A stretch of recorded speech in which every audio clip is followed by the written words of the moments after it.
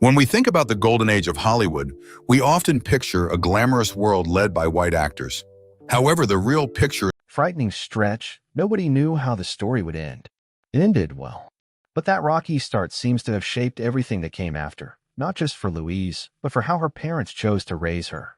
When Edward and Sophie married, Queen Elizabeth made an unusual decision. Their children would be styled as the children of an earl, not as a prince or princess. Under the old 1917 letters patent, Louise would technically have been entitled to be a princess. Instead, she grew up as Lady Louise Windsor, largely shielded from the same intensity of public life that followed her more senior cousins. Her mother later confirmed that Louise retained the right to use her full royal title and style once she turned 18, but the choice was always going to be hers to make, not an obligation handed down to her. That single decision, made before Louise could even talk, set the tone for the next 2 decades. Bagshot Park, the family home in Surrey, was never run like a palace in miniature. Edward and Sophie wanted their children to go to ordinary schools, make ordinary friends, and understand the value of a day's work, even while growing up with the knowledge that their grandmother happened to be the monarch. It's a strange kind of tightrope to walk, visible enough that photographers would occasionally find you, private enough that most of your daily life stayed exactly that, daily and yours. It worked. In a 2016 interview, Sophie told the BBC that Louise didn't actually know her grandmother was the Queen of England. She just thought of her as Grandma, and would come home from school confused when classmates insisted otherwise. That's not a throwaway detail. It tells you the kind of household Louise was raised in: quiet, deliberately ordinary, allergic to spectacle. That ordinariness followed her right through school and into adulthood. She studied at St. George's School in Windsor, then St. Mary's School in Ascot, taking English, history, politics, and drama at A level. In the summer before university, she worked at a garden center for minimum wage, a detail that made headlines precisely because it was so unroyal. Reporters seemed almost delighted to catch a granddaughter of the Queen ringing up plant pots and bags of compost for $11 an hour, as if the very existence of the job disproved everything people assumed about what it meant to be born into that family. She earned her Gold Duke of Edinburgh's award, presented to her by her own father, continuing a family tradition Edward has championed for 4 decades now. She went on to the University of St. Andrews, the same university where her cousin William met Kate Middleton back in 2001, to study English, later adding international relations to her degree. Scotland's 4-year course structure gave her more time on campus than most of her English counterparts get, and she used it. She worked shifts in university canteen, took part in the Duke of Edinburgh's award scheme long after most people her age had put it aside, and appeared in several student theater productions, including a turn as a powerful and cynical witch in a January 2024 production. A fellow student told a reporter that Louise wore understated clothes around campus, and that you literally wouldn't know at all she was a member of the royal family. She was, by every account, simply another undergraduate juggling essays, rehearsals, and a part-time job. In 2024, she joined St. Andrews University Officers Training Corps, sparking genuine speculation from royal commentators that she might be considering a military career, something that would make her one of the first women of the younger royal generation to go down that path. The Queen's former press secretary, Elsa Anderson, later mused publicly that Louise might end up going into the military once her studies wrapped up, noting that she takes after her grandfather in more than just carriage driving. Louise graduated in the summer of 2026, wearing the university's traditional hooded gown, with Edward and Sophie beaming beside her in the official photographs, and her rarely seen boyfriend Felix de Silvaclamp spotted nearby. She has said she plans to take a gap year to work, volunteer, and travel before deciding what comes next, with her stated interests reportedly including the military, diplomacy, and law, 3 paths about as far from ceremonial as a royal biography can get. None of that reads like the biography of someone destined for a secret inheritance. And that, oddly, is exactly why the idea has taken hold in the public imagination. Louise has spent her whole life being the grandchild who didn't ask for anything, who sat on the floor of a crowded train working on her laptop because there were no seats left, who insisted on using Mountbatten Windsor instead of a title at carriage driving competitions because she wanted to be treated like everyone else. If there is a romantic version of royal inheritance, one where the person who least wants recognition is the one who receives it, Louise has always been cast as its heroine. That's especially true when it comes to her relationship with Prince Philip. Philip helped popularize competitive carriage driving in Britain during the 1970s, and he continued competing well into his 90s, long after most people would have quietly retired the hobby. Louise took up the sport as a young girl, spending weekends learning to handle reins and ponies the way other children her age might have learned to ride a bicycle, and the two of them built a real bond over it, one that outsiders could see even at public events, in the way he'd watch her from the sidelines or this. It's this pattern, inheritance as recognition of character, not status, that makes the idea of a second, quieter gift feel plausible to so many people, even though nothing has been confirmed. And this is where the story shifts from documented fact into imagined territory. Picture for a moment that somewhere within Balmoral's 50,000 acres, the same private estate where Queen Elizabeth spent every summer of her adult life, walking the hills, picnicking by the rivers, worshipping at the local church at Crathy, there exists a modest stone cottage tucked away from the main house. Not Craigawwan Lodge, which the Queen used as her own retreat when she wanted a smaller space than the castle itself. Not Birkhall, now home to King Charles and Queen Camilla, with its own long history as the place where Charles spent much of his own childhood summers. Something smaller than either.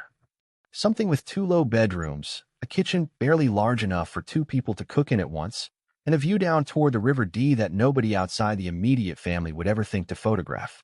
In this imagined version of events, people have started calling it Wren's Nest, a nod to how easily it disappears into the landscape, the way a wren's nest tucks itself into a hedge rather than announcing itself from a treetop.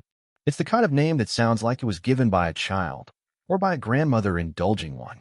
Balmoral itself is central to why any of this feels believable in the first place. Unlike Buckingham Palace, Windsor Castle, or Kensington Palace, all of which technically belong to the nation and pass with a crown regardless of personal wishes, Balmoral and Sandringham are among the very few residences the monarch owns privately. That distinction matters enormously here. It means whoever holds the title has genuine, personal latitude to leave pieces of the estate to whomever they choose, exactly the way any private landowner might leave a family cottage to a favorite grandchild rather than splitting everything evenly down the generations. Real precedent already exists for exactly this kind of decision. William's own property on the estate, Tamnagar, came to him as a personal gift from his great-grandmother, the Queen Mother, shortly before she died in 2002, skipping his father entirely and landing directly with a grandchild. If it happened once, quietly and without controversy, it isn't hard to imagine the pattern repeating with a different grandchild and a different cottage decades later. In this speculative telling, the cottage isn't left to any of the Queen's own children. Not to Charles, not to Andrew, not to Edward. It skips a generation entirely and goes to Louise, the same pattern already established when Philip left her his carriage rather than passing it down the traditional line. The reasoning, as the story goes, traces back to summers in the Highlands, 2019, 2020, 2021, when Louise and her grandmother reportedly spent long, quiet stretches of time together, going through old papers, walking, simply existing in each other's company without an agenda.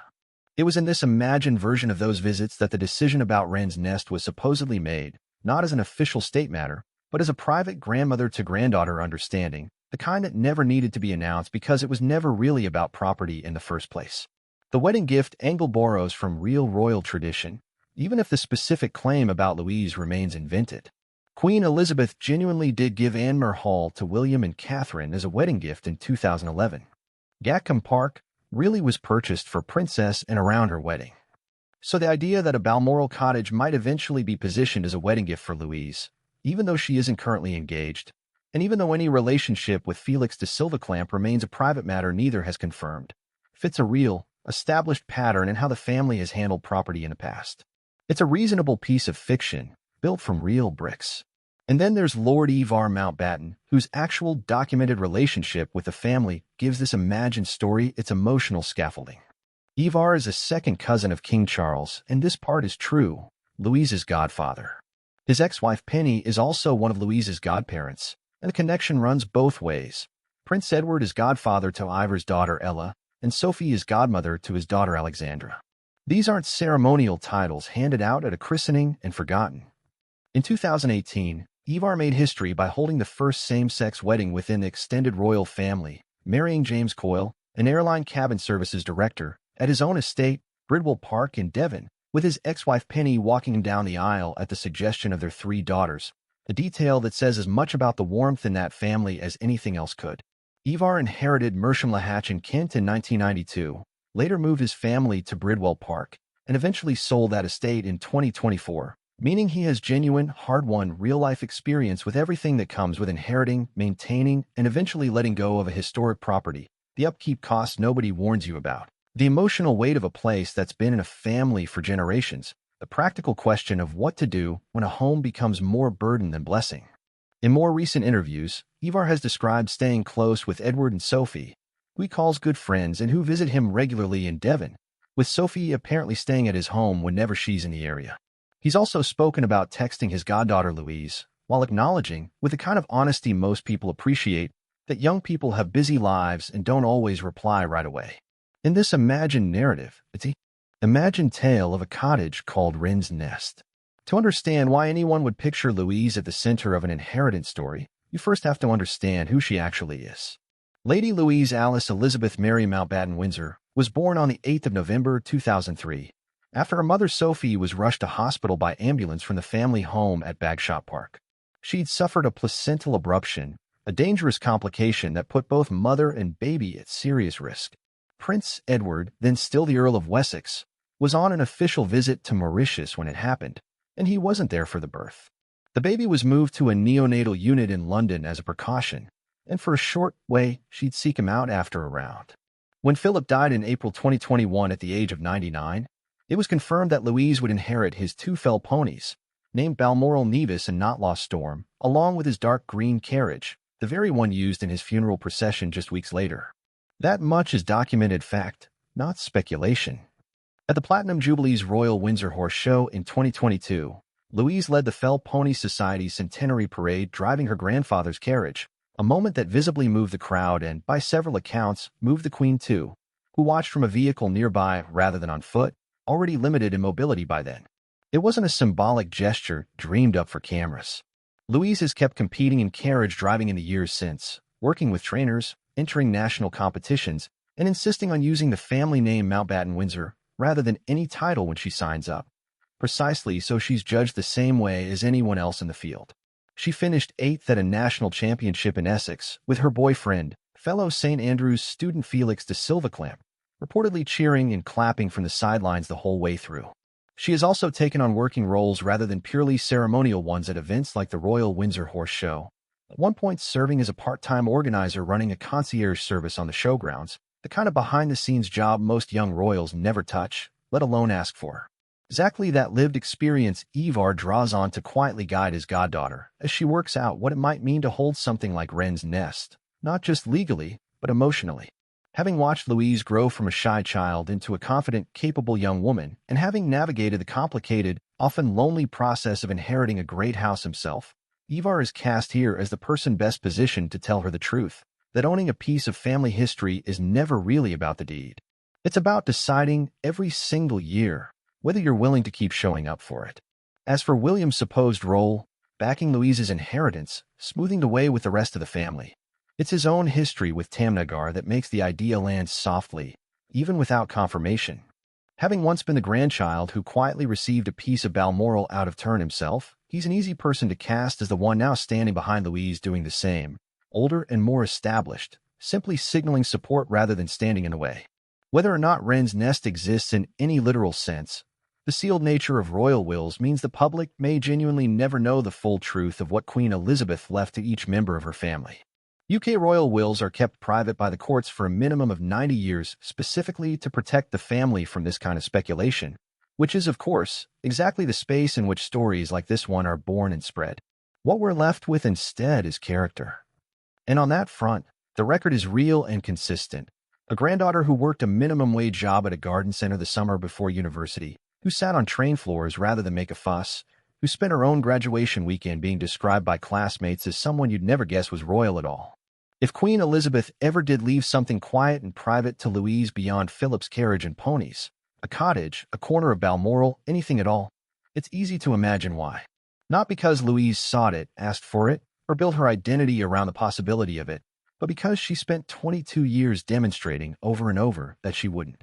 She'd probably keep working in a canteen and cheering at carriage-driving championships and disappearing into student theater productions regardless of what waited for her in a sealed envelope in a solicitor's office. That, more than any cottage with a name like Wren's Nest, might be the real inheritance worth talking about, a queen's quiet trust in the one grandchild who never needed telling who she was. If you enjoyed this imagined telling of Lady Louise's story, let us know what you think in the comments below. Do you think a quiet, private gift like this fits the character Louise has shown the world so far? And what do you think her grandmother might have seen in her that the rest of us are only now starting to notice?